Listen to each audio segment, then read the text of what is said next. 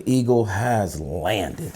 Our package has finally arrived. We are going to be checking out the RayNeo Air 4 Pros today.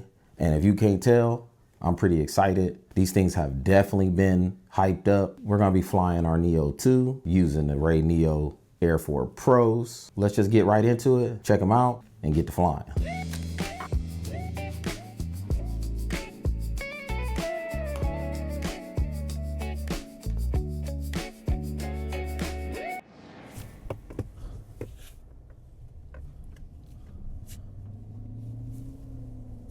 I love gloomy days. It's like a whole vibe. I'm taking my son to a drone park for us to just play around with the Neo 2 and obviously the Air 4 Pros. A pretty gloomy day, so that should actually work in favor of the glasses. They do have 1200 nits of brightness, nice premium feel to them.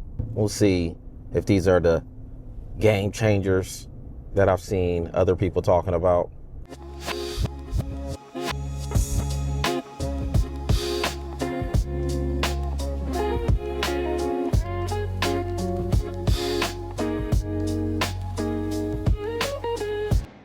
In theory, the RayNeo Air 4 Pros have a 201-inch display and 1200 nits of peak brightness, which should translate into a more immersive flying experience. At least that's the hope. Setup was extremely easy. I plugged the glasses into the RC2 controller, and for the most part, it was plug and play. Latency is basically little to non-existent. It felt just as responsive as looking directly at the controller screen, so no complaints there.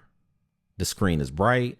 Although I didn't feel like it ever reached 1200 nits bright, it was bright enough. Unfortunately though, there are a few pretty significant downsides, and the first one being the heavily marketed 201-inch equivalent display. And I don't know what kind of magical Harry Potter math they're doing to come up with that number, but I didn't get the feeling I was looking at something much bigger than around 100 inches. And maybe my next issue has something to do with that. I didn't see anyone really speaking about this, but there is some pretty heavy vignetting going on around the edges of the display. They are noticeably dark and cut off, and it really shrinks the viewing area. Instead of feeling like a huge cinematic screen, it ended up feeling more like I was looking through a peephole in a door. And for me, that is probably the most disappointing issue with the Air 4 Pros. I was also expecting them to have some type of perceived depth, and it just isn't there. The display is essentially a floating screen right in front of your face, and it feels like a floating screen right in front of your face. There is no transparency. Even if you turn the brightness down, you can't actually see through the display. And finally, there's the price. These glasses aren't cheap, and when you look at what you're getting for the money, it's a little hard to justify it in my opinion. For roughly the same price, you can buy a full VR headset with the MetaQuest 3S that includes significantly more hardware, controllers, a heavily developed software, and a lot more functionality. I know they're not the same thing or the same use case. I'm just speaking purely from a hardware to price perspective. The RayNeo AR glasses are basically just a display. There's no onboard software, no cameras, no battery. So I'm just struggling to understand the $299 price tag.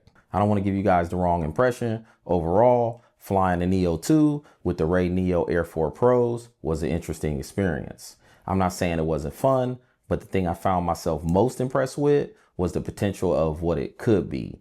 The heavy vignetting, blur edges, and small viewing area make it feel more like a party trick than something I'd personally regularly use. It's a cool idea and it definitely works, but it also feels like this category of AR displays still has some growing up to do.